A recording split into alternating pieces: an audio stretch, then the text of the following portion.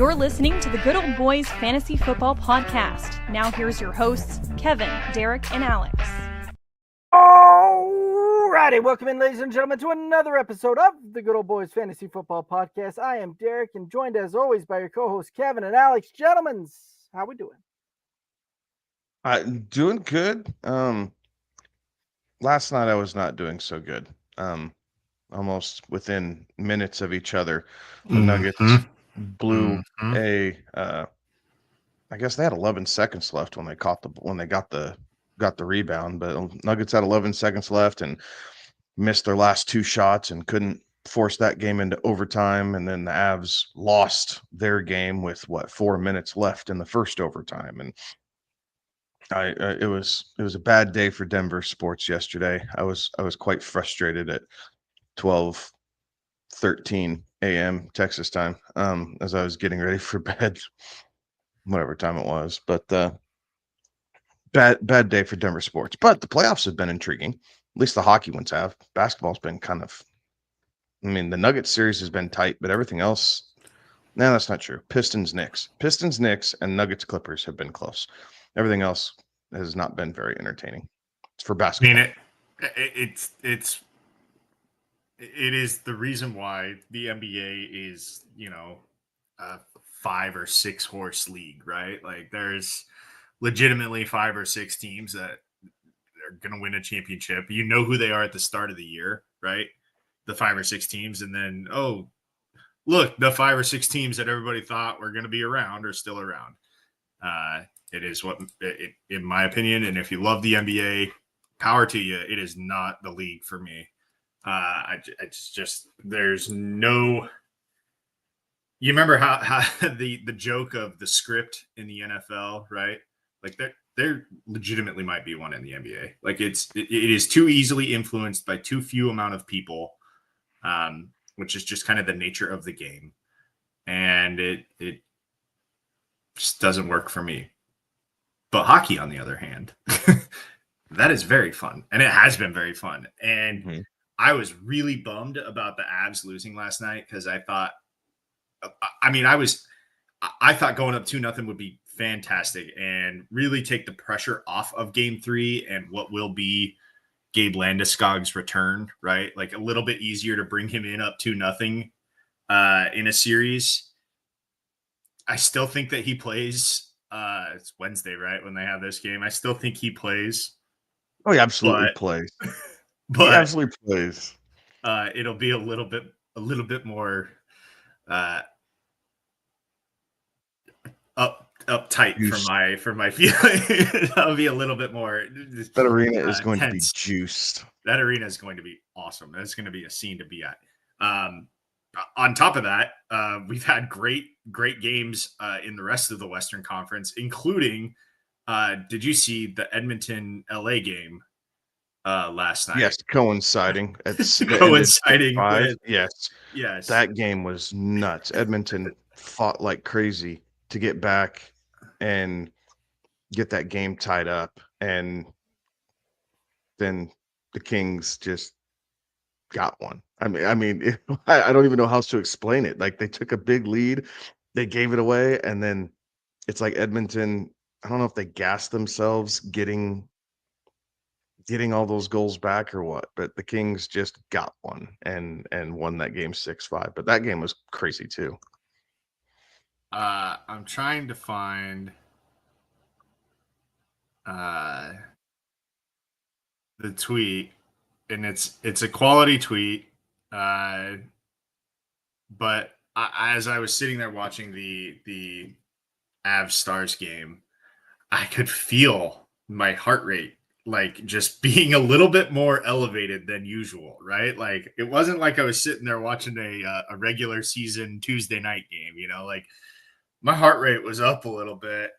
And the tweet, and I'm gonna butcher it, but it's from John Boyce. If you find him wherever you find him, it's along the lines of, why do cocaine and jump out of an airplane when playoff hockey exists, right? Like it's the same thing. It is the same thing. There's no need for uppers when you could just be super invested in playoff hockey. because holy shit, that was, pardon my language, that was a thing. That was a thing. And that was only game 2. It wasn't even That'd be a good series, right? Those teams, they battle all the time anyway. So, but yeah. So on top of all that, we have a draft this week, like We do. an actual in-person NHL. Ooh, we've been talking hockey, NFL draft. So, the city of Green Bay is getting ready. They're putting the seat covers on the chairs there for the first 15 rows or whatever they're doing, and then the rest, everybody else is just going to be on some standing room only. But they're getting ready for the first, I guess, their first draft are held in their hometown. Yeah. So I don't know how I feel about this moving draft thing. I think it's kind of like, I don't know. I'm not a fan. Like how they pick them, why they don't pick them is trash. Like how the city of Denver can't get awarded a draft. If you're going to have it in Green Bay, you can have it in Denver. So the weather is completely out of the question. But you're not going to host it in a city like Denver, before, right? It's snowed. Yeah. Like it was where was it last year? Chicago? Yeah. So you're just covering the NFC North, like Kansas City. Like I get they do these central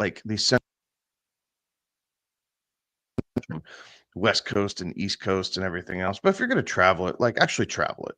Like do the draft in Vegas or do the draft in New Orleans or do the draft in New York where it should be, like Miami. Like, here's your fourth one. If it's not in one of those places, what's really the point? I'd give you LA too. You can show off SoFi. Well, just think next year they're doing it. But the rest of them aren't doing these in the stadiums. Yeah, Pittsburgh. What a like Pittsburgh is a wonderful, hardworking city. They are. It is a wonderful, hardworking city, completely in blue collar, and roll up your sleeves and get the job done. It is not a destination place for an NFL draft. Right. I think the commissioner was just bored of New Yorkers booing him every time. It's nice to hear the different pitch levels of boos wherever you go. The boos in Green Bay are a little lower pitch, right? A little more garbled. Yeah, since they've stopped doing it in New York, it's been Chicago, Philadelphia, Dallas, Nashville, the virtual Cleveland, Las Vegas, Kansas City, Detroit, Green Bay, and Pittsburgh. Here's what they should do. They should host the draft in the previous Super Bowl champions' hometown.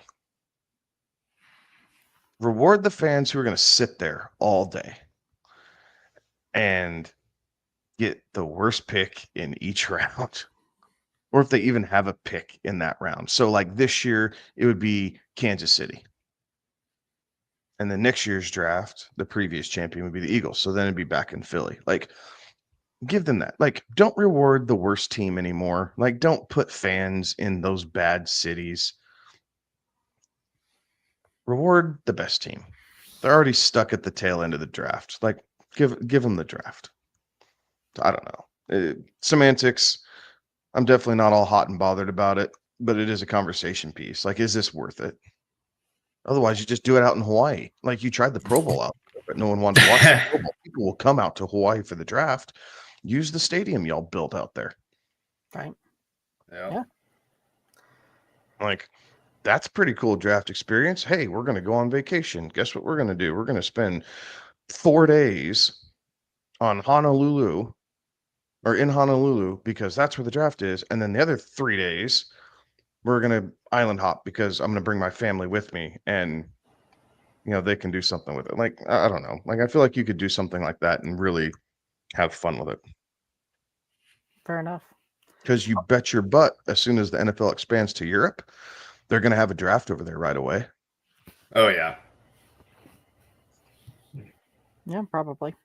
I don't know. The business side of all these sports is getting old. As I get older, I'm growing more and more tired of them. The worst part is that business side is only getting bigger and bigger. Oh, yeah. So and more annoying. All right. I used to want to attend all these things, and now, like, I'm past that. Now I just like, you know what? My TV is plenty big enough, and my beer is always cold, and I don't have to drive anywhere or pay for a hotel room. I get to stay in my own bed. Like during the draft, I get to hang out with you guys. Like the beer doesn't cost $15 a beer. Well, and I'm not, elbow to elbow with some obnoxious fan of enter blank team name, because I'm not going to specifically call anybody out. Bears.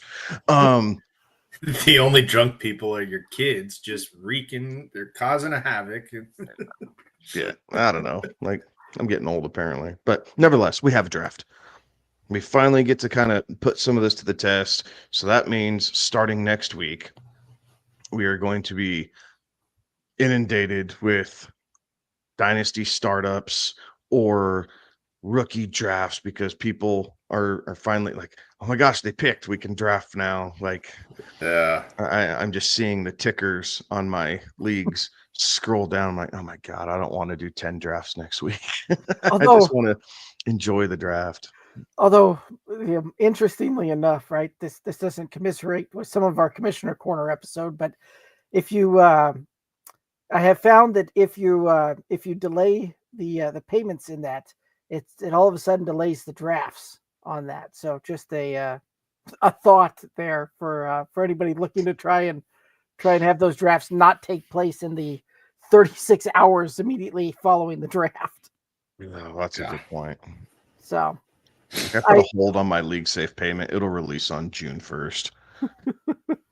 So Jamie chiming in, saying sup, dogs. Not a whole lot, Jamie. You know how we do. Jamie, who your brownies drafting, man? What's your local sports talk station pumping up out of your Browns? Who are they taking? Yeah, I'm interested to see what the. I'm curious too, because I'm curious if there's a franchise that I think that would take. Yeah, we need to get Jamie on the show at some point. And no joke. Yeah. If there's a franchise that I think would take a trade, somebody who has traded out of the number 2 overall spot in the not so distant past, it is Cleveland. Cleveland got a king's ransom out of Philadelphia for Carson Wentz. Yeah, put it up. All right, this is funny. So Jamie's saying that Jamie's got a theory on this one for the draft. And he's saying that the Browns haven't had a first round in years, finally get a top pick, forget to use it and have to forfeit it, then realize mid-round end up trading it for a dude already injured. Classic Cleveland. The talking about the where you forget to make your selection, a la the Minnesota Vikings. And the Vikings who did it last, right? I think so, yeah. You can see that things are going well for Browns fans at the moment. Right. Well, hopefully this draft will reinvigorate the fan base. Right. So. Oh, they have a face now, right? Right? Myles Garrett's your guy. That's your guy there in Cleveland now, even though he wanted to leave. But he's your guy. Well, I mean, never mind. Yeah, they're just waiting to get out from underneath that Deshaun Watson contract. Yeah, they are. That's what they're buying time for. Like, can we please get out of this? Right. So. And there will never be a 100% guaranteed contract for a guy who hasn't played in 18 months ever again. There probably just won't be one ever again, period. So Jamie's saying that he thinks it's Hunter is the only pick besides Carter. Well, we're going to put that to the test here with our own mock draft here in a minute. Yeah. Any other thoughts we want to explore before we start jumping into some mocking? This is our last mock draft. Right. until next year. Right. Well, So, then we get to do the real mock drafts. The Fantasy mock mock draft. This draft. is our last real fantasy real mock draft. Yes. Then we get to do real fantasy mock draft. None of us would claim this to be our wheelhouse, right? We absolutely No. do it. We participate in it. We look at this stuff, but none of us are claiming this portion, right, to be our wheelhouse. Our wheelhouse is fantasy specific and how it relates to, and so we need these players to be on teams. Therefore, or so then we can, pontificate and elaborate on what will. And I'll tell you what we used to do in the past was like, oh, where do you think this rookie, like, where does he rank in terms of your fantasy? And that's a conversation. That wasn't a conversation that we were having, right? That wasn't exclusive to the three of us. That was a conversation that was happening in fantasy circles everywhere. And then you start to realize, like, yeah, like, it doesn't matter. Like, this guy can be really stinking good in college. How many dudes have we seen that have been really stinking good in college? They go to a terrible situation in the NFL, and guess what? they don't make it to a second contract. They're not good anymore. And it's like, well, Or what they go happened? to a good team and still can't, hold the Right. bag, right? Right. It doesn't have Because to be they the go to a game bad is so team. much different. Yeah. I Right. mean, so, like, there was the talk amongst fantasy circles. It was like, well, where do you rank this rookie? And it's like, well, it really, I mean, like, where he goes really is important. Like, if I have a running back, classic example, right? Jahmyr Gibbs. This is a recent example for everybody. I think everybody thought Jahmyr Gibbs was going to be a great running back in the NFL, and he is. But we lost a year of Jahmyr Gibbs because he went to a team that had David Montgomery on it, right? And David Montgomery started getting all these touchdowns. And so we lost that production out of Jahmyr Gibbs. We got it in year 2, but in year 1, it was like, oh, this is not what we signed up for. It was still a better landing spot than if he would have gone to exactly many other teams. That matters, right? Right. Kyle Pitts. How high was everybody on Kyle Pitts? For the first 3 seasons. He goes to a place that the quarterback has forgotten that the tight end position exists. I don't know that was the case, right? Like, you saw several reports coming out in his rookie year of Matt Ryan trying to work with that and trying to improve that. And then sure, you get the Marcus Mariota, Desmond Ridder, I'm sure Kirk Cousins, Michael Penix transition very quickly, but yeah, that one hasn't necessarily translated well. Exactly.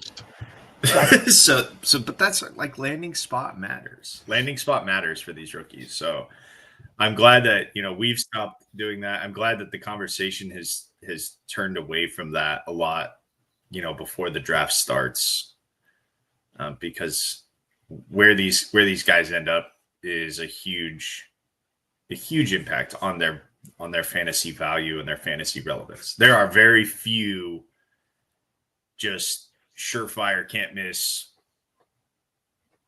players out there. I think we were all pretty good about Bijan Robinson, right? Like, we were all pretty good that we were like, yeah, doesn't matter. Wherever he goes, dude's going to be a stud. Or he's at least going to get the touches that he requires.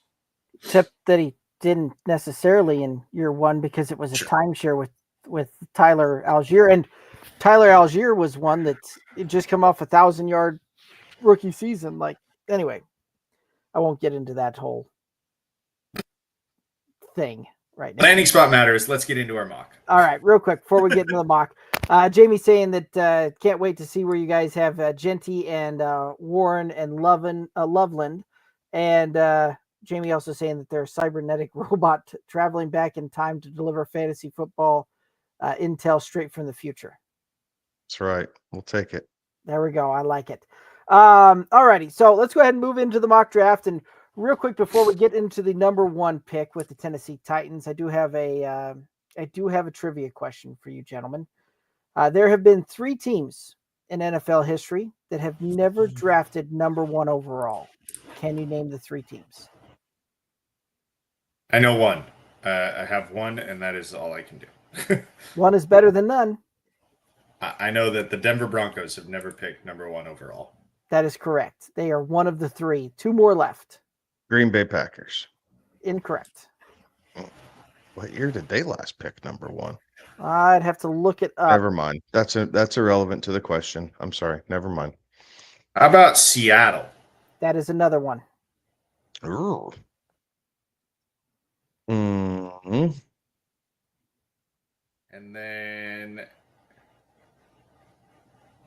Pittsburgh. Incorrect. That's great. I feel like that was a great choice there. Baltimore. Yep. And Jamie also too new. chimed in with the Ravens as well. But yes, Baltimore, Denver, and Seattle are the 3 teams that have never drafted number 1 overall. And to go back, which is kind of hogwash because Baltimore did draft number 1. Indianapolis. right? But Alex, by that token, Cleveland went to Baltimore, but the changed names and all that, it gets a little convoluted there. But yes, the Baltimore Ravens have not drafted number 1 overall. And Kevin, to answer your question earlier about when did the Green Bay Packers do it, very long time ago. They've done it twice, 1957 and 1959. They had the number 1 overall picks. Is that when the draft was like 400 players? It was like 14 rounds or whatever, 17 rounds or something. Like it was like the MLB draft. Could you imagine if they did that again? Like, certainly you wouldn't be able to do realistically, you could add, like, look at the practice squad. Like you could add 3 rounds. Yeah. You could legitimately add 3 more rounds. And like you do 5, 6, 7, you could do 8, 9, and 10. Right. Just all on the same day, same clock, basically. Yep. Right. I mean, because these teams have players lined up and like, look, we're not going to draft you, but we're going to offer you, like, you are top. We're going to give you a undrafted free agent. Yeah, and we'll actually pay you more than some of these 7th rounders did. Yeah. Like, I'd rather go undrafted than go in the 7th if I'm one of these players. Like, let me pick where I'm going at least. See if I have 3 teams fighting over me. Yep, and you're not subject to the rookie pay scale that's agreed to in the CBA. So, or the Yes. Yeah, you don't have you're not under a 4-year term. Right. So show out in year 1 and you can instantly cash in. Right. Yep. I like it. All right, let's go ahead and the Tennessee Titans are on the clock. They've got some requirements at quarterback, edge, wide receiver, linebacker, safety, and we'll go ahead and open up the clock. So, gentlemen, who are you selecting for the Tennessee Titans? Cam Ward. I'm not moving off of that. Yeah, I'm not moving off of that either. And it's been Cam Ward for me every single time I've done this exercise. So I'm just going to keep it at that. I don't know that Cam Ward's the best quarterback in this class, but he's certainly the most, probably the safest quarterback in this class. So that's what Tennessee needs. So I've also got Cam Ward. So unanimous Cam Ward decision, which when you also look at the a lot of the odds out there, they are very heavily as Cam Ward being the first overall pick off the board. So, alrighty. The next up, we got the Cleveland Browns, and Jamie's got us a little trivia here. A history lesson. History lesson. That's a good one. So Jamie's saying when the Browns moved to Baltimore in 1996, their name, colors, and history stayed in Cleveland. So to kind of go back to that Baltimore Ravens not having the number 1 overall pick ever selected there. So good call, Jamie. Thanks for that info there. Alrighty. Oh, Jamie further enlightening us some more with the Browns history stayed in Cleveland and resumed in 99. The Colts took theirs to Indy in 1984 unchanged. All right. Appreciate that info there, Jamie. All right, next up, we got the Cleveland Browns. They're on the clock. They've got some needs at quarterback, offensive line, edge, running back, and safety. Gentlemen, who do you have selected for the Cleveland Browns? Do you want me to stir the pot right away? Go ahead. Go for it, because Derek and I both agree. Okay. I've pivoted in this last round, and I think Cleveland is going to do Cleveland things here. And they're going to select Shedeur Sanders at number 2 overall. That does seem like a very Cleveland thing to do. Totally buy your logic here, sir. Totally buy your logic. And buy your logic so much so that when I did this draft the first time, back on April 1st, when I did this exercise, that's who I had, was Shedeur Sanders. I do think that they do something just absolutely bonkers, and not take the player that everybody thinks they should. I have him taking Travis Hunter, but I don't know, man. I feel like if there's a dance partner for somebody to try to come up to 2 to get Travis Hunter, Cleveland will listen, because they have no choice. And I could also see Travis Hunter saying, I'm not going to Cleveland, and pulling a Eli Manning or a John Elway. Didn't John Elway do that to Cleveland? No, it's Baltimore. Oh, it was Baltimore. Baltimore Colts at that point. So I could totally see Travis Hunter holding out and not going to Cleveland. So this could get interesting on draft night. This is the one that I'm most intrigued by, this pick. Yeah, I don't know that we'll see him necessarily hold out on that one, right? Like I don't necessarily see that one. I think where that becomes a concern for him is if they don't allow him to play both ways, right? Like that seems to be the sticking point there. And quite frankly, I could see them, finding some roles on both sides of the ball there. But I've also got Travis Hunter going to the Browns here as well. That moves us into the Giants at number 3. New York's got some requirements at quarterback, offensive line, linebacker, cornerback, and defensive line. Thoughts on the Giants pick? So I'll go first here. I think that the Giants are sitting there going, holy crap, he's still on the board here. This is awesome. And they're going to go Abdul Carter. No, I don't disagree with that. I think Abdul Carter is a great fit for the Giants. I think they're just going to take the pure athlete. They need a splash, right? New York needs something. Saquon left. No one's really in love with Russell Wilson. The Daniel Jones experiment is obviously over. So I have them making a splash, and they're going to go Travis Hunter. I like that one. I've also got them taking Abdul Carter as well. So Alex and I have gone 3 for 3 at this point as far as how we're seeing that one play out. Let's go ahead and head on into the 4th pick. That's New England. The Patriots needing offensive line, defensive line, wide receiver, running back, and tight end. Alex, go ahead and kick it off. Who do you have going here? Yeah, I've got them going Will Campbell. And addressing the needs that they have there. So Will Campbell is the direction I have them going.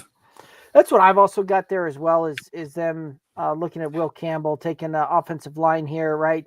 Kind of fits what I think Vrabel wants to do and how they want to kind of set that team up there, really kind of build in the trenches and build out from there. So that's where I've got them going as well. And Alex, you and I are just kind of toeing the line here, 4 for 4 on the first 4 picks here, as far as how we see it.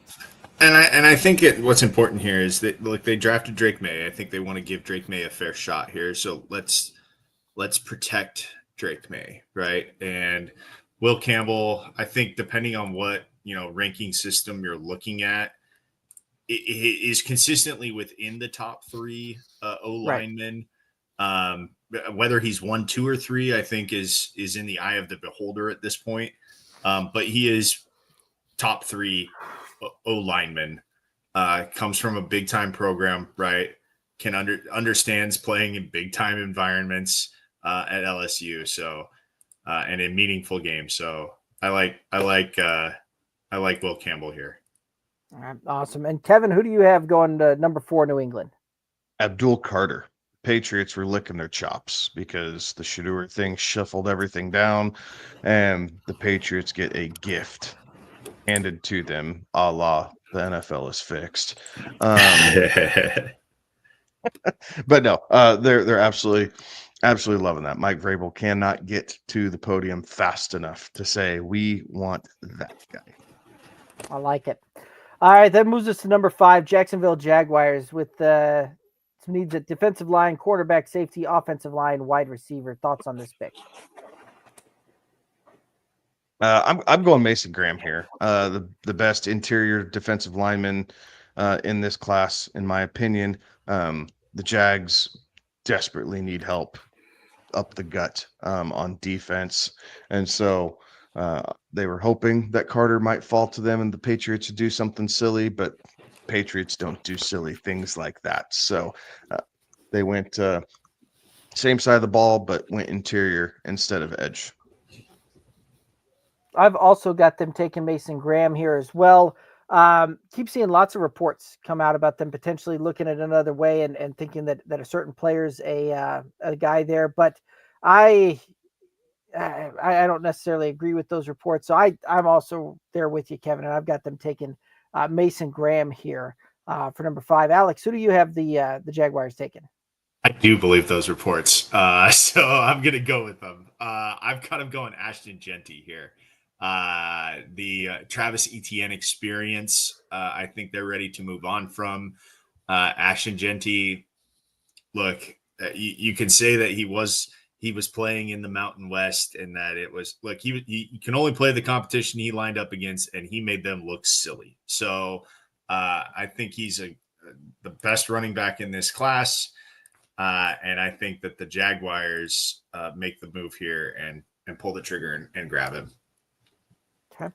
I think this might be the best division for Genty to fall into. Yeah. As far as getting used to the NFL and how that looks. Just I'm not the AFC South is not known for their staunch defenses, despite the fact that 3 out of the 4 coaches are defensive-minded head coaches. But that is what it is. I think that division in general it would be a good landing spot for Genty and kind of how those teams line up. Obviously, it's not the Colts because they have Taylor, but any of the rest, it's not a bad fit for him. I just think that's so many needs. This is a luxury pick for Genty, right? Like if you believe he's the guy, right? And I am not convinced that Ashton Genty is the guy that everyone is crowning him to be. I think this is a lot of 4-letter network BS that's being blown up everybody's backside. He's not Jahmyr Gibbs. He's not Bijan Robinson. He's not even Breece Hall. Like that, my opinion. One man's opinion. We'll see how his career plays out. But if Shedeur Sanders is everybody's odds-on pick for the top bust from where he gets drafted, if Genty goes in the top 10, at least, he's number 2 on my list for highest bust potential. All righty. That takes us to number 6 here with the Las Vegas Raiders needing some running back, wide receiver, cornerback, offensive line, and linebacker. Thoughts on this pick? I would something a little different here. So the Raiders need a ton of help. They need a playmaker, right? They need a playmaker. I went a little bit different than how we've kind of looked at some things in the past. Genty's been a popular pick to the Raiders. I'm flipping kind of everything over a little bit. I'm saying Ted McMillan is going to Vegas, and he's going to play with the Raiders because recently running back has been a revolving door, and if you find the right 2 or 3 guys, you can just kind of plug them in and go. But we saw how desperately the Las Vegas Raiders needed a outside receiver with playmaking ability. Like Brock Bowers can only do so much, and if you're going to kind of bridge gap this quarterback thing, you got to get him someone that he can consistently throw the ball with and develop. And so that would be Ted McMillan. Okay. I've got Ashton Genty going to this spot here, right? Pete Carroll in town. We've seen Pete Carroll draft running backs the first round before. Would not surprise me that Vegas looking to make a little bit of a splash and trying to bring this bring Genty into town here. And so I do think that's where they're gonna make this selection at. I've made this pick, and I could very easily be talked out of it, which would really wreck the rest of my first round here. But despite the fact that the Raiders traded for and then extended Geno Smith. Yeah, I've got them going Shedeur Sanders here. I honestly probably 10% chance that Shedeur Sanders gets taken here. But I do think, look, we've seen teams sign massive contracts, right? Get these quarterbacks in, sign massive contracts, and then cut them the very next year. Dead cap money means nothing to these teams, especially if you can get a quarterback on a rookie contract. So I've got Sanders here as an insurance policy against Geno, maybe getting a little too long in the tooth and not being able to recreate the magic that he and Pete had in Seattle. Okay. All righty, that moves us to number 7. The Jets need the offensive line, wide receiver, tight end, safety, defensive line. Who do you got picking here? I have the Jets taking Will Campbell. Arguably the best offensive tackle in the draft. Definitely a area of need for the Jets, as they've just been kind of riddled with injury, especially at the tackle position, trying to keep quarterbacks upright and going forward. So they jump up, grab Campbell, and they're happy to move on until their next pick. Okay. Yeah, and I've got them also looking offensive line here as well. Will Campbell already off the board on my draft board here, but I've got them looking at Armand Membu, the offensive lineman out of Mizzou, and another guy that has scored well in the measurables, and depending upon where which site you're looking at, they've got him ranked in the top 2, top 3 offensive linemen in this draft. Yeah, I'm right there with you, Derek. I think it's either Armand Membu, because Will Campbell's gone for me. It's either Armand Membu or Kelvin Banks that goes here. I'll go with Membu to protect their quarterback. All right, let's go ahead and head on over to Carolina. The Panthers need an edge rusher, safety, cornerback, wide receiver, defensive line. What are your thoughts on this pick? I went Will Johnson, the cornerback out of Michigan, here on this one. So it just seems like a decent fit. Pair him with J.C. Horn and let the two of them kind of be the young or younger tandem there in Carolina as they're starting to kind of rebuild things, do it across the defensive side of the ball, but knowing also that they have to slow down Baker Mayfield and what Michael Penix showed through the last 3 games of the regular season last year. Small sample size, but that's what we're going off of. And we'll say the Saints because it's in the division, but we don't even know if Carr is going to be the quarterback for the Saints because of his lingering injury. Okay. I've got the Panthers looking a little bit of an edge rusher here and going with Jalen Walker, the edge out of Georgia here.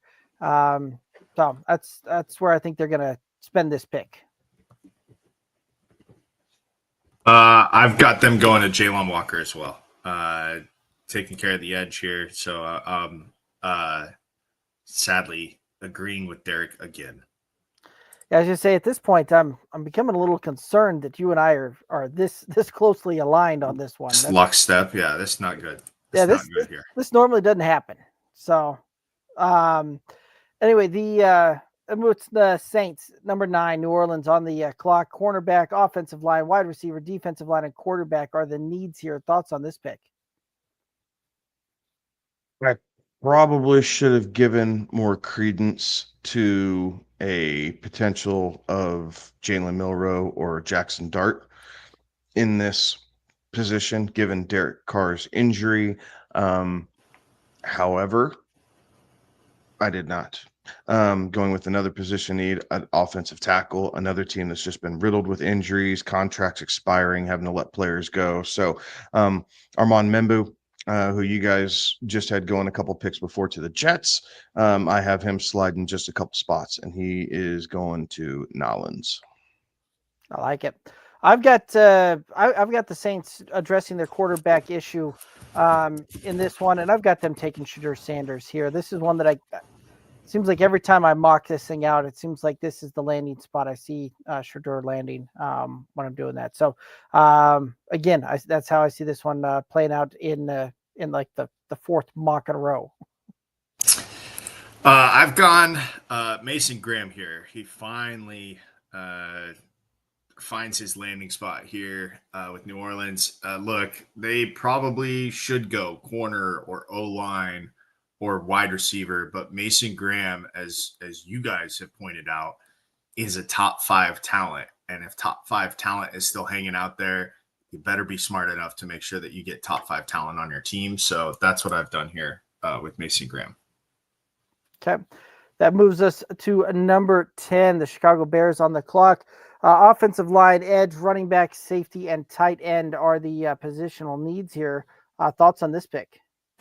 Well, it took 10 picks, right? Did. And kind of a funky way of how we got there, but we all agree, or at least have the same thought process for this pick and the Chicago Bears. And we all agree that they are going to be looking at Kelvin Banks Jr. to help fulfill their tackle spot and keep Caleb Williams upright. Okay, so if it's not Kelvin, if Banks is gone already, we all agree though that this is going to be an offensive lineman, right? Like if one of the 3, Banks, Membu, or Will Campbell is still available at 10, one of those 3 is going here, correct? Like that has to be what happens. I think they're going offensive line for sure. Yeah, I think so. I was going to say, Kevin is looking like, well, maybe, hold on, they might be doing, but you could make an argument. You could make an argument for giving him a playmaker. Michael Williams out of Georgia. No, I'm thinking defensive playmaker, right? How do you what's the second best way of helping your quarterback? Get the ball back in his hands. How do you get the ball back in his hands? You get after the other 2. So I could see him going like pass rushing type specialist. I don't know if Williams truly fills that role, but he'd add some grit to it. Already fairly good defense, right? Like the Bears defense did get overlooked a little bit last year just because they got put on the field so stinking much. But the games that Caleb Williams played well and was a little bit more efficient as a passer, the defense held their own. They really didn't lose too many games for the Bears. Yeah, no, I think you've got to protect your investment. And so make an investment to protect your investment. And that's why I think they go O-line here. I could see what if all 3 are gone? What if all 3 are gone? Yeah, then I think they pivot. I think that after you get past these first 3, it's like probably... what if the Jags, Jets, and Saints all go offensive linemen? Then you're looking at Josh Simmons out of Ohio State and Gray Zabel. Those are basically your next 2. If you, depending on what you're looking at, or you just have to pivot at that point, right? I think you pivot. If one of those, if all 3 of those guys are gone, then you pivot. But watch the Bears take Genty here. That's one that's been rumored a lot.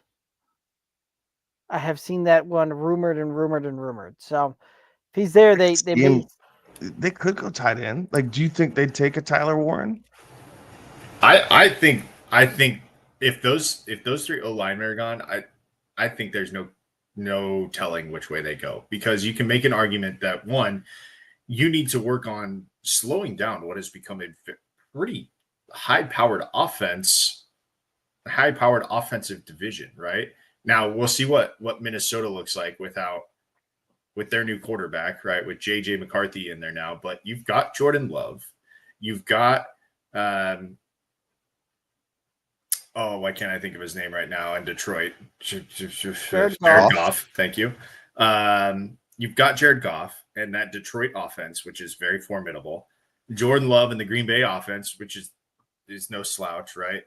So which way do you go? Do you try to match the scoring, or do you try to slow down the scoring, right? So I don't know which way is the right way. Here's what you do. You call the Colts, the Chargers, and the Cowboys, and you bluff them all. Yeah. Say, okay, I'm taking your guy right here. Unless you find a reason to move me off this spot. Yeah.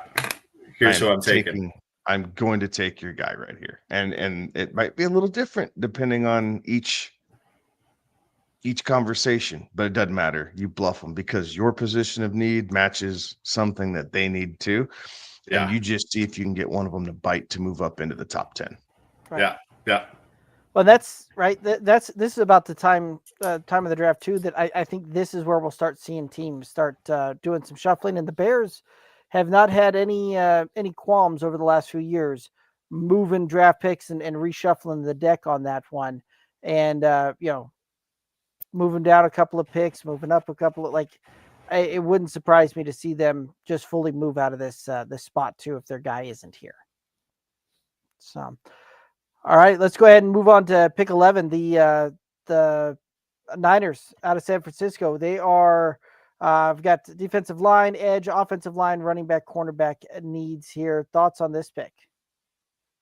Well, it took us 10 picks to get all in agreement, and then now for the second pick in a row, we're all in agreement.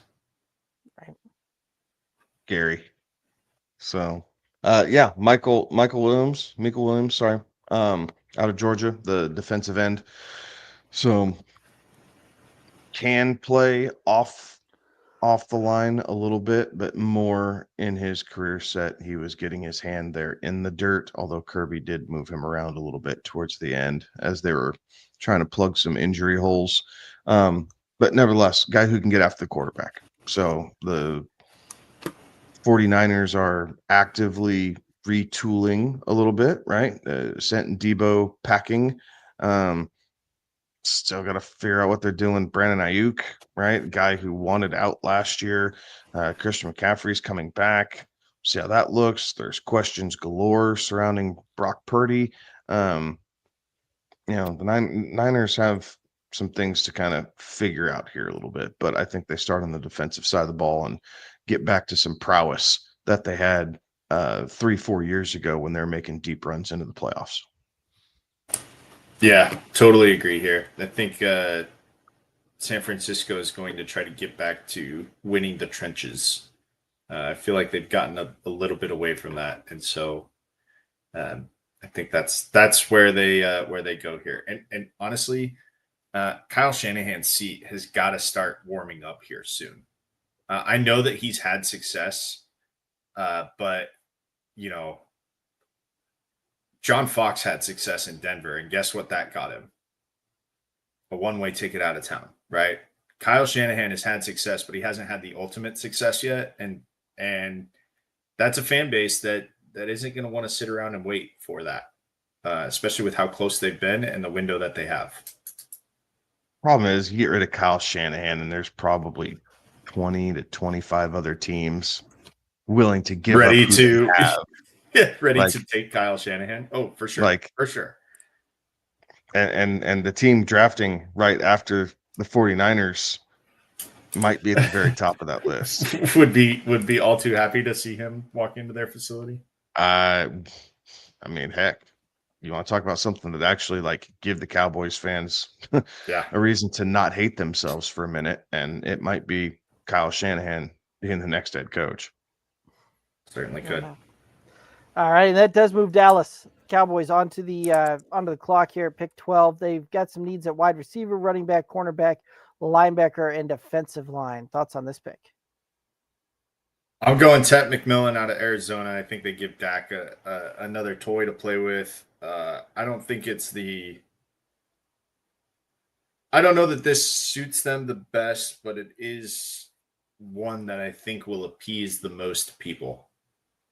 I'd agree. I think that wide receiver, the outside of CeeDee Lamb, they really don't have much on the roster, right? So going out there, getting a big body guy that can play on the outside, and by getting that big body X type of receiver, still allows you to move CD around the formation and allow him to be hyper successful on that one as well. So I think that Tet McMillan's a very good fit for this team and what they're looking to do. So not so fast, my friend, in honor of Lee Corso announcing his retirement. Remind me to bring him up in my parting words today, because I got things to say about that. Right. Jerry Jones does not settle for second best on anything, so he is not going to take the second best player at a position that has already been drafted here. He is going for the best player at the position. So he is going to grab Ashton Jeanty. I can't even say it with a straight face.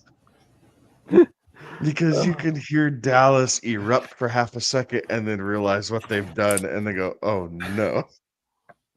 Oh, that's funny. But yes, I think Jeanty's going to go to the Cowboys. I think it was one of those things that had steam right away, and then instantly kind of faded out. Like, no, we have all this smoke. L.A., oh, more smoke. Jacksonville, oh, smoke. And I think the Cowboys have a legitimate shot at landing him at 12. Either one of these guys. Like, there's nothing wrong with Tet McMillan. I just had him going early, right? I had Vegas take him. But I think there's a possibility that either one of those guys could fall right into Dallas's hands, and they'd be able to pick it up and improve their offense. Yeah. I think it's an offensive pick here. Hopefully it's not an offensive pick for Cowboys fans. No, I see what you did there. Thank you. Let's move. All right. That moves Miami onto the clock. The Dolphins have the 13th pick. Offensive line, defensive line, safety, cornerback, tight end, all positions of needs. Thoughts on this pick? I had Jahade Barron, the cornerback, going in there, help securing up that defense. So you could do a lot of different things. Miami does need to keep Tua upright. They absolutely do, but Miami's got to find a way to slow down Buffalo. And they have not done that for the last couple of years. So you're bringing in a speedy corner in, someone who can hopefully keep up with kind of the shiftiness that Buffalo has to answer. Because first and foremost, you draft positions of need. Yes, best player available, but you also draft in correspondence with your division, right? What the top teams in the division have, you are drafting to exploit or slow down those scenarios within your division. And right now, Miami's got to slow down Buffalo. Otherwise, they're always just going to be second best. I would extend that out to conference, right? And you need to figure out. I think we can agree that 4 of the top 5 quarterbacks come from the AFC at the moment in terms of playmaking. So you've got to figure out a way to make sure that those 4 can't get past you.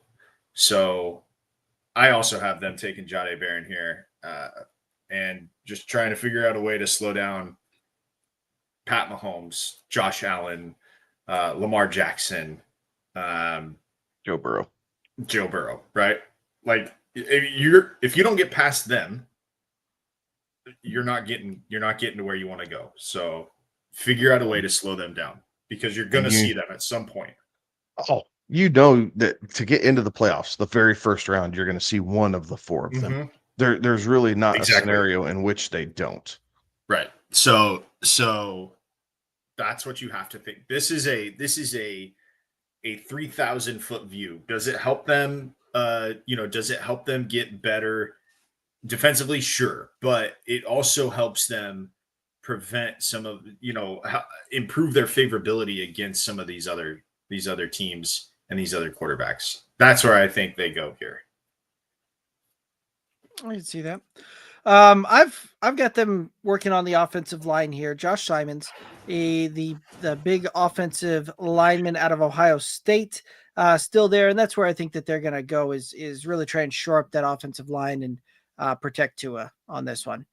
Let's go ahead and head over to pick number 14, the Colts out of Indianapolis on the clock with tight end, offensive line, linebacker, edge, and running back, all positions of need. Tyler Warren. It is unanimous. All of us have Tyler Warren going for this in this pick here. He's in the top 2 tight ends. They need to give a security blanket to Anthony Richardson because honestly, Anthony Richardson probably playing his, on a prove it year for Indianapolis. So make sure that you can give him the best possible outcome. And guess what? Even if you have to move on and get a new quarterback next year, having a great pass catching tight end with a year of experience is a great way to start out for a young quarterback. All righty. Number 15, the Falcons on the clock. Atlanta needing help at edge, defensive line, cornerback, offensive line, and safety. Thoughts on this pick? I have the Falcons going Mike Green, the edge, the sack leader in college football last year. So they get their edge rusher, they get their guy to get after the quarterback, and again help put some pressure on that division, and get the ball back in the hands of Michael Penix as they try and figure out what they have with him. Get the ball back in his hands. Let him throw to Drake London, Kyle Pitts, hand it off to Bijan as much as possible. So I feel like, at least at the moment, this is what makes the most sense to me. Yeah, I've also got them taking an edge rusher here as well. I've got them taking James Pierce Jr., the edge out of Tennessee. Again, for much of the same things you just said there, right? I do see that being a huge position need and a guy that could step in and make an impact for him day one. I have also gone with an edge rusher, but I've gone with Shamar Stewart out of Texas A&M. So I do think that the Falcons address the defensive line here, address getting after the quarterback. We've gone 3 different ways with it, but I think that edge rusher, with the amount that are still available in all of our mocks right now, take your pick. All righty. That moves us to Arizona on the clock at number 16. The Cardinals need help at offensive line, wide receiver, edge, defensive line, and cornerback. Thoughts on this pick?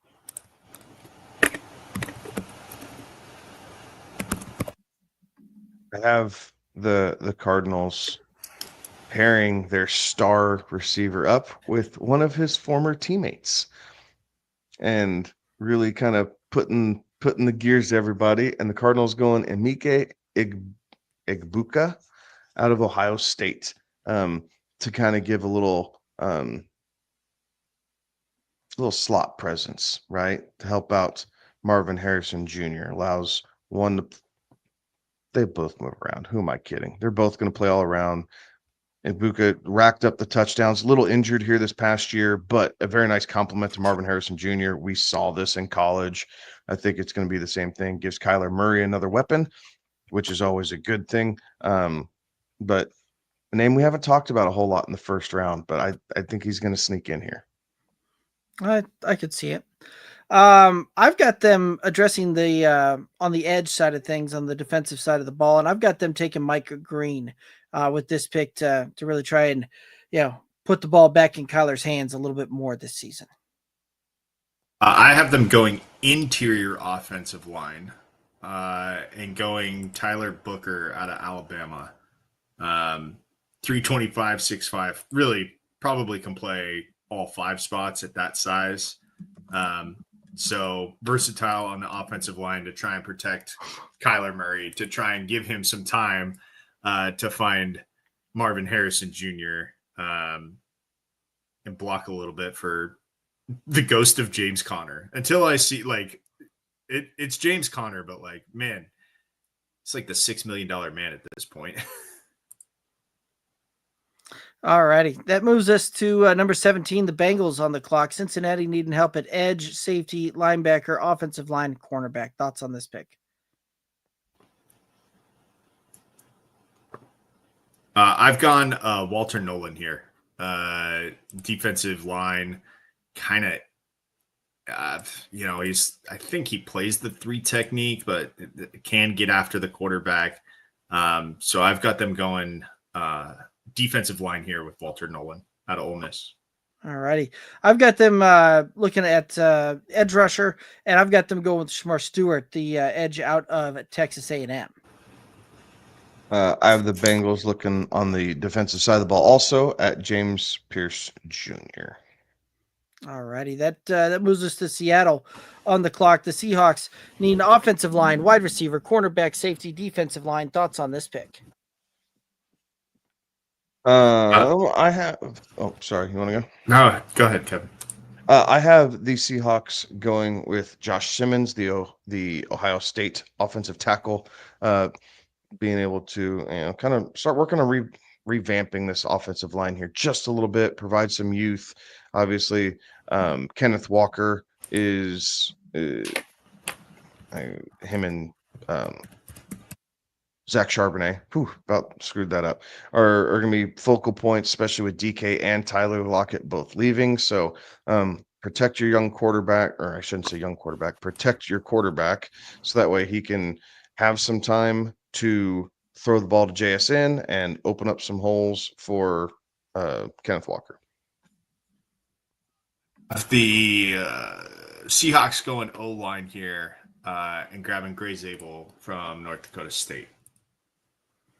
All righty. I've got them looking offensive side of the ball as well. And I've got them taking Jackson Dart here with this one, right? Several of those reports coming out that Sam Darnold's deal is, can essentially be a 1-year deal with the type of contract structure, and that they could walk away from that one. So wouldn't surprise me to see them going out and getting a guy that they could move on to if they so choose. Alrighty, that moves us to the 19th pick. Tampa Bay, the Buccaneers are selecting, and they've got some needs at linebacker, cornerback, edge, safety, offensive line. Thoughts on this one? When I did this exercise by myself, I did not have Tampa Bay going linebacker. When we did the first combined draft, I was picking for Tampa Bay, and I took Will Johnson, who I was never going to make it down that far. But Kevin kind of showed me the error in my ways. Both of you showed me the error in my ways, in that there is one stud linebacker in this class, and Tampa needs a stud linebacker. So that's where we've gone. We're all going Jihad Campbell here, and I feel pretty good about that. That's one that the fit just seems to be there on that one. So I like it. Let's go ahead and head over to number 20. The Denver Broncos are selecting. They need help at running back, wide receiver, cornerback, tight end, and defensive line. Thoughts on this pick? I think they're going to go running back here. They need something, right? With Juggernaut Javante moving on, it puts them in the market for a running back. This class is deeper on running back. I feel like they could wait till the second round and do themselves a service here. So I think it might depend on what receivers are on the board, but I do have them going to Marion Hampton out of North Carolina. That's what I've got for them as well. I've got them going Luther Burden, the wideout from Missouri. I think that you need some options opposite of Cortland Sutton. So I think that Sean Payton's going to get an offensive player here. I wouldn't be surprised if they look at Colston Loveland here either. Like, wouldn't throw me for a loop if they drafted tight end here. So, but I think it's a pass catcher. I don't think it's a running back. Okay. All right, that moves us to the 21st pick, and the Steelers out of Pittsburgh are on the clock. They need help at quarterback, at running back, defensive line, wide receiver, and offensive line. Thoughts on this pick? I have the Steelers going Jackson Dart and getting their young quarterback of the future here. I co-signed to that.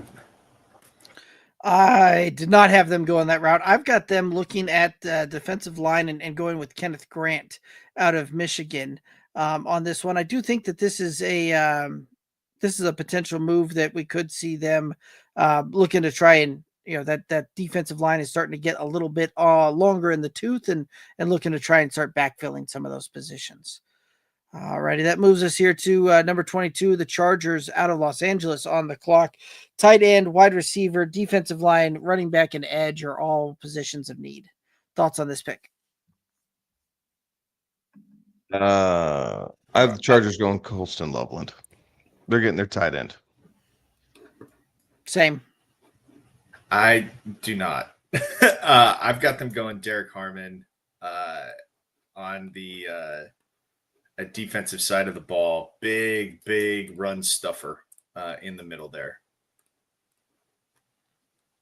All righty. That moves us to number 23, the Packers, and Green Bay needs some help at cornerback, wide receiver, edge, defensive line, and offensive line. Thoughts on this pick? I have the Packers going Shamir Stewart. He finally gets off the board, the edge rusher out of A&M, but being able to plug up a hole that they have on the defensive side for sure. I've also got them, helping fill in the defensive side of the ball here, and I've got them going with Jadahe Barron, cornerback out of Texas. I actually changed this right after we started doing this because I noticed that I did not put this man's name down. So I flipped this pick from James Pierce to Will Johnson. So I think Will Johnson's going somewhere in the first round. Michigan man, knows what playing up north there is like. So give me Will Johnson here. All righty. That moves us to number 24, the Vikings on the clock, and Minnesota needs some help out of with cornerback, offensive line, safety, linebacker, and defensive line. Thoughts on this pick? I had the Vikings going Malachi Starks, the Georgia safety. So depending on how you look at this, Nick Emawari, Emawari. Is it O? Emawari, I believe. So could be wrong. We'll find. Don't worry, guys. We'll find out on Thursday the correct pronunciation. I apologize. Regardless, safety. I have the Vikings going help solidify the back end of that guy who's a ball hawk for Georgia, could read the game, not afraid to stick his nose in there, played a little bit of special teams, right? So he's one of those guys that you can get in the mid to late part of the first round that can fulfill different buckets for you. I like it. I've got them also looking at a defensive back here, but looking more at the cornerback side of things, and I've got them going with Will Johnson, cornerback out of Michigan. I have the previously aforementioned Nick E. Out of South Carolina. I see what you did there. It's like on The Bachelor, Nick F, Nick E. All righty, moving on to number 25. The Texans are on the clock, and Houston has some holes at offensive line, wide receiver, defensive line, safety, and cornerback. Thoughts on this pick? I have the Texans going Matthew Golden, the speedster out of Texas here. Pair him up with Nico Collins. We're not quite sure how Tank Dell is going to be coming along from his injury. So I think this kind of pairs that up nicely, continues to give CJ Stroud good weapons to throw to. and hopefully we see a bit of a bounce back from him here in year 3 after a relatively disappointing statistical season in his sophomore year. All righty. I've got them also looking at the offensive side of the ball, but moving towards the offensive line. And I've got them taking Tyler Booker, the interior lineman out of Alabama. Yeah, I'm going pass catcher as well here with I'm going to go Emeka Egbuka out of Ohio State, using his straight line speed to give them a vertical threat down the field and try to expand the defense a little bit. So that's where I'm going here. Matthew Golden, great, I think is another great choice, and it would work, having him hop just down the highway from Austin to Houston, but I've got Emeka Egbuka. All righty. That moves us to number 26, the Rams on the clock, and Los Angeles needs help at linebacker, cornerback, offensive line, tight end, and wide receiver. Thoughts on this one? So I have the Rams going Jalen Walker here, who is a linebacker, played in the middle, played outside. He started as a pass rush specialist, and then really kind of got into that linebacker role here his junior and more so his final year here at Georgia. So I think they're going to be able to kind of do some different things with him at the moment. But overall, it's a good thing. He's able to stick his head in, diagnoses, and reads the run game really well, which is obviously going to be a big deal for this Rams team, as they were okay, but at times got gashed a little earlier on in the season, right? We saw what Saquon did to him twice, right? That gashed them both times. Jalen Walker will help with a bit of that. He'll be able to diagnose the run play, and he's a heat-seeking missile when he gets on target. Fair enough. I've got them looking at the defensive side of the ball as well, but looking more in the secondary there. And I've got them looking at at Trey Amos, cornerback, on this one. And Trey Amos is a little bit bigger cornerback here, and really can play in the press coverage. And that's where I see them going with this pick. What a luxury pick this would be for the Rams. I have them going with Matthew Golden here to pair up or add to the receiving core of Puka Nacua and Devontae Adams. Could you imagine defenses having to worry about somebody getting behind them, but also trying to keep Puka Nacua and Devontae Adams from nickel and diming you down the field? So that would be just I think a lethal combination with Golden still on the board here. I think it's too enticing for Sean McVay to pass up. All righty. That moves us to number 27, Baltimore on the clock, and the Ravens looking for offensive line, cornerback, safety, defensive line, and edge. Thoughts on this pick? So I have the Ravens going with Kenneth Grant, going defensive line here, more on the interior defensive line than anything else.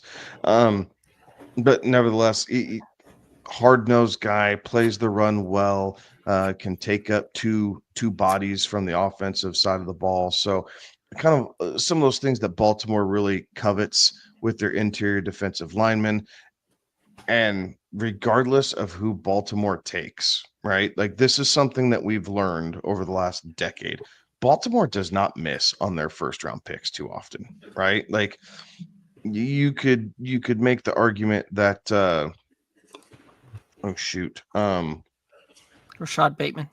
Bateman, right? Bateman was a bit of a bust there with the wide receiver coming out, but he even started to come on a little bit last year. Some injuries, the injury bug kind of got him this year, and his first year was without really any offensive identity besides run, pass, punt.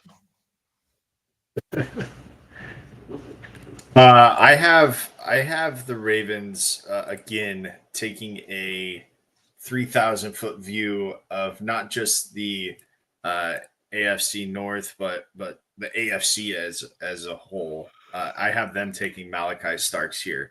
Again, figuring out that you're going to have to. They for sure see Joe Burrow twice a year, and his his two comrades. But again, you're going to see Josh Allen, Pat Mahomes. Fortunately, one of the best, top 4 quarterbacks plays on your team. So you get to see him in practice every day. But Malachi Starks is my pick here. All righty.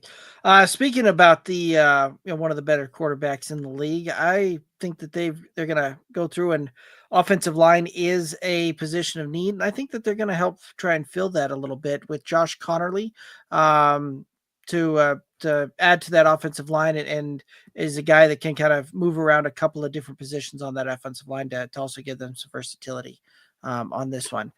Let's go ahead and move on over to pick 28. The Lions out of Detroit are looking for either an edge rusher, offensive line, safety, defensive line, wide receivers. Thoughts on this one? I literally just talked myself out of the pick that I had down here. I had Nick Scorton going here. But with my amendment earlier in the round, James Pierce is still available, and I think he grades out a touch better than Nick Scorton does. So I'll take James Pierce here out of Tennessee on the edge for the Lions. All righty. That moves with that one there. I think that they're gonna take a look at a couple of different positions here, but one of the things that I think they're really going to be looking at is a edge rusher on this one, and I've got them going with Donovan Ezekouruku. I'm sure I just butchered that, out of Boston College, to join Aiden Hutchinson on that defensive line. No sign. All righty. That's going to move us. You want to take a stab at that name there, Kevin? No, sir. You were real quiet. Let Derek call on that, George. Yep. All righty. That moves us to the 29th pick, and the Commanders are on the clock. Washington is looking for an edge, cornerback, wide receiver, safety, offensive line. Thoughts on this pick? I have them going here. Okay, sorry. I got them going Maxwell Hairston out of Kentucky. Yep. Let's call it Kentucky. Yep. I have them going safety, Nick Imawari. I've also got them going Nick Imawari as well. Imawari could certainly be a guy that could fit into this. Why am I blanking on the coach's name? Where are you at? Washington, yeah. The old Cowboys coordinator. Yeah, that didn't help me much there. Beard. Thanks. The old Falcons coach. What's his name? Dan Quinn. There we go. Okay. Quinn. So, all righty. It's late. My brain decided to quit working there. Well, It's all right. I about said Campbell, but so did I. I got that more than once. So. I was almost too. But no, this is a guy that I think has the skill set that can try and allow Dan Quinn to start trying to emulate his some of what they were doing back in Seattle on that one. So I like this pick here for them. Anyway, moving on to number 30. The Buffalo Bills are on the clock. Cornerback, defensive line, wide receiver, edge, and safety. Thoughts on this pick? I have the Bills going. Oh, sorry, Alex. No, you're good. You're good. I have the Bills going with Trey Amos, the cornerback out of Ole Miss. Being able to get them some secondary help. Obviously, they had who was it that retired? Doesn't matter. Anyway, he'll be able to step in, at least play the nickel role right away. More than likely, probably a little bit more than that, he'll probably play the number 2 when it's all said and done with. But they need a guy there in Buffalo, and what was it? He allowed like a 48% completion percentage against him last year. He's a tough guy. So played a lot of good competition there at Ole Miss, and a lot of snaps with how fast that offense moves too. So he's well versed. All righty. I've got them also looking at cornerback here, and I've got them taking Maxwell Hairston, the cornerback out of Kentucky. Yeah, not necessarily as big as some of the other cornerbacks that are still available on the board in this one, but very quick guy and can certainly help them fill into that slot and nickel type of corner. I've got them going D line here and going with Kenneth Grant out of Michigan. He's obviously an interior defensive lineman, so they bring over Joey Bosa right in the offseason. Now you get your interior offensive lineman, and you really start to probably shut down teams, right, or force them to go one direction, which can really help your defensive backfield. So plug up one side of the field and cut the field in half, basically, is kind of the thought process here. So Kenneth Grant is my pick for Buffalo. Alrighty, that moves us to number 31. The Chiefs are on the clock. Kansas City needs help at defensive line, offensive line, edge, safety, and wide receiver. So I have the Chiefs going with Gray Zabel out of North Dakota State. Played tackle his senior year, played guard in 2023. So he does have the ability to have some positional flexibility. And really, that's kind of what Kansas City's looking for right now, right? Like they're looking for guys. They messed around with that offensive line quite a bit last year. Now they're able to do it, but one guy can kind of fill multiple positions. Those are the types of players that Andy Reid really likes to have as far as offensive line depth. So he's not going to be asked to step right in and start unless an injury preseason happens, but he will end up playing quite a bit as the season goes along. Cosign. Yeah, I've got him going O-line too, but Zabel's already gone in my draft. So here's where Josh Simmons comes in. Alrighty. That moves us to number 32 and the final pick of the first round here. The Eagles are on the clock. Philadelphia needs some help with safety, defensive line, cornerback, edge, and offensive line. Thoughts on this pick? I have the Eagles going Xavier Watts, the safety out of Notre Dame. Alrighty. That's a great pick. I'm also. They ran out of Georgia players. They were all drafted before the Eagles could go. So Malachi Starks was the one that was like, oh, shoot, he's gone. So the Eagles can't draft a Georgia guy here in the first round. In my pick, I've got them going Siobhan Revel Jr. He's the corner out of Eastern Carolina. Okay. In my mock draft, the Malachi Starks is still on the board, and Philadelphia, yeah, absolutely just go ahead and say, come on down. And tell you, I've got them actually making another first round Georgia player selection here. Death taxes and the Eagles taking a Georgia guy. That's pretty much what you can count on. That's right. There we go. All righty. Well, that's going to take us down here to the end of the draft. Any surprises? Anything that stood out to you? We could have done trades, and we didn't. Right? I think that's so hard to predict. But Derek, I did like what you said. That I think probably around 10 is when we start to see some fireworks. Certainly, if not at 10, at 11. I think at 9 could be a place where we start to see some fireworks. So I think 10, 13, 16, and potentially 18, 19. I think you could see a lot of teams do some shuffling there, and it wouldn't surprise me to see all of those picks end up with somebody else selecting it when it comes to play. I think Denver slides down. Yeah, I would agree with that too. Either. Like, I think there's some different things that they could do, right? Like, I mean, I could see him just taking the Chargers to the cleaners, right? If the Chargers really wanted a tight end and felt like Denver was going to take him, I think Denver could slide back to basically, I mean, if they're drafted at 20, I think they could get all the way down to 28, 29 and probably still get a guy that they really liked at 20 for what they're looking at here this season. So recoup I can some see, of what I you can see gave up Denver last year. sliding back. Yeah, right. Yeah. I mean, Sean's been good about that, right? He's definitely accrued a lot of draft picks here the last couple of years. So I wouldn't be surprised. I mean, hell, even if they moved out entirely, come up with a, second round pick this year and a first round pick next year. And then year 3 right, of Bo Nix.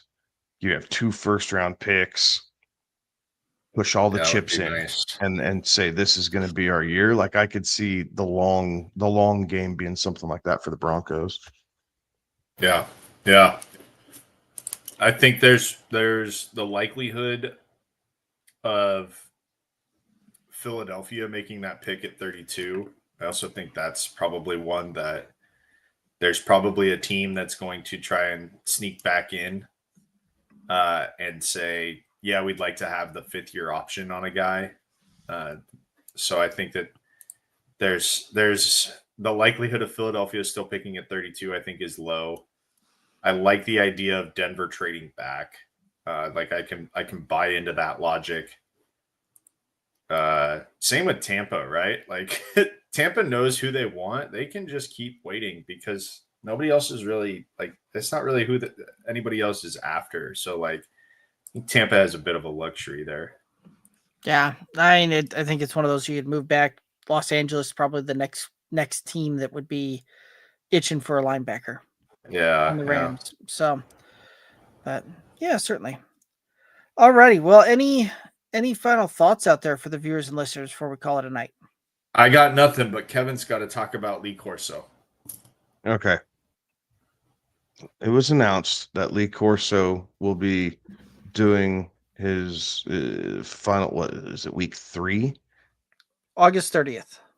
So what is that? That's Week I guess one. that's week 1. So he gets through week 0 and then week 1, right? They do the sloppy week and then the first full week. I wish Lee Corso the best. I wish this would have happened 3 years ago. Like ESPN did to Lee Corso the exact same thing they did to Lou Holtz. And they let a guy who was clearly mentally just slipping a little bit, right? And not that it's a problem. It just happens when you get old. But I felt like what Lee Corso brought to College Game Day, they took some of that shine away in what they did with him here the last couple seasons. So I wish him the best. I hope that he is able to spend some extra time with his family going forward in however many years he has left on this planet. But I would like to shame the 4-letter network for allowing this to go on for so long. They change personalities at times as quickly as people change their t-shirts.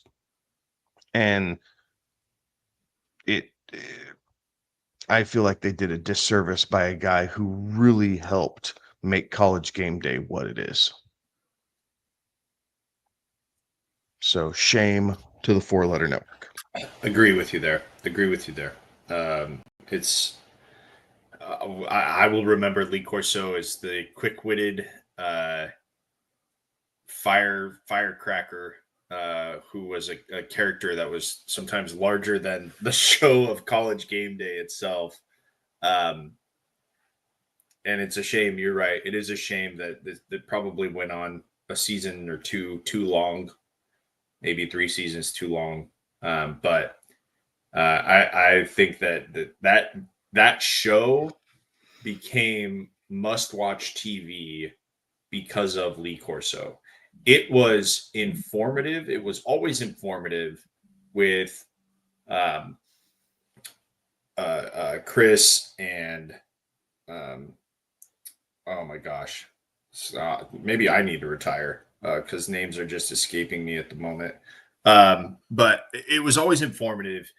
Lee Corso made it entertaining, and yeah, I hope that he has a great rest of the go here on this rock hurtling through space.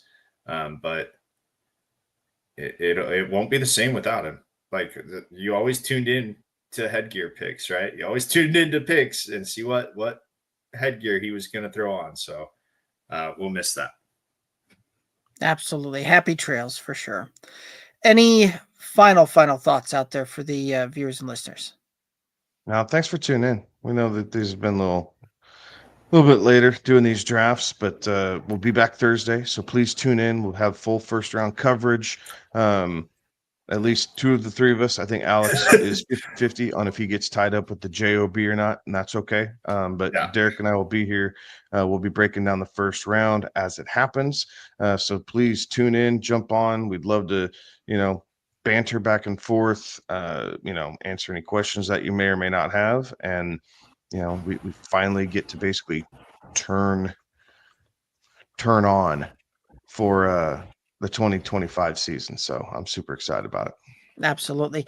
And so we'll be on Thursday, we'll be going live about 8 p.m. Eastern. We'll kind of be kicking off right around the same time that the NFL draft kicks off there as well. And really, yeah, those have been a lot of fun in the past. Bit of a grind, but it is absolute fun, and hope to see everybody in the chat chiming in, giving their reactions and their takes on some of these picks as they happen there as well. And so it'll be a lot of fun, and we'll hope to see everybody here on Thursday on the special edition first round live stream, live reaction coverage of the NFL first round. But that's going to do it for us. He's Alex. He's Kevin. I'm Derek. Have a good one. Be safe. Toodaloos.